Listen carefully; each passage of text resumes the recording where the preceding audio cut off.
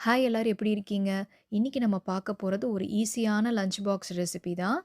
பூண்டு சாதம். இது வந்து ரொம்ப ஈஸி. இதுக்கு வந்து நான் மிளகு, சீரகம் இது 2யும் வந்து அரைச்சு பொடி பண்ணி வச்சிருக்கேன். அதுக்கப்புறம் ஒரு கடாயில கடுகு, பச்சை மொளகா, கருவேப்பிலை வந்து காஞ்ச கருவேப்பிலை. நான் ஆல்ரெடி ஒரு ஷார்ட்ஸ்ல சொல்லியிருப்பேன்.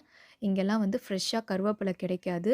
ஸோ நம்ம ஊர்ல இருந்தே நான் காய வச்சு எடுத்துட்டு வந்த கருவேப்பிலை. இப்ப இதெல்லாம் வேஸ்ட்டே பண்றது கிடையாது. கஷ்டப்பட்டு சாப்பிட்றது எனக்கு பிடிக்கவே பிடிக்காது. பட் வேஸ்ட் பண்ணக்கூடாதே அப்படின்னு நான் சாப்பிட்டுருக்கேன். நல்லதும் கூட. அதுக்கப்புறம் பூண்டு, வெங்காயம் இது எல்லாத்தையும் சேர்த்து நல்லா வதக்கிக்கோங்க. அதுக்கப்புறம் உப்பு தேவையான அளவு, நம்ம அரைச்சு வச்சிருந்த மிளகு, சீரகம் பொடி வந்து அதையும் சேர்த்து நல்லா வதக்கிக்கோங்க.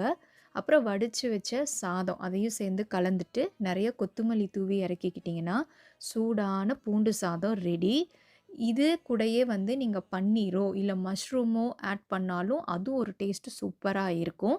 இன்னைக்கு பூண்டு சாதத்துக்கு நான் தொட்டுக்கறக்கு வந்து உருளைக்கிழங்கு ஃப்ரை தான் செஞ்சேன். அது மஞ்சத்தூள், மிளகுத்தூள், உப்பு ஆயில்ல ஜஸ்ட் போட்டு ஃப்ரை பண்றது தான். இதுக்கு சூப்பரா இருக்கும். நீங்க முட்டை கூட வறுத்துட்டு சாப்பிடலாம். நம்ம இதே மாரி நெக்ஸ்ட் ஷார்ட்ஸ்ல பார்க்கலாம். பாய்.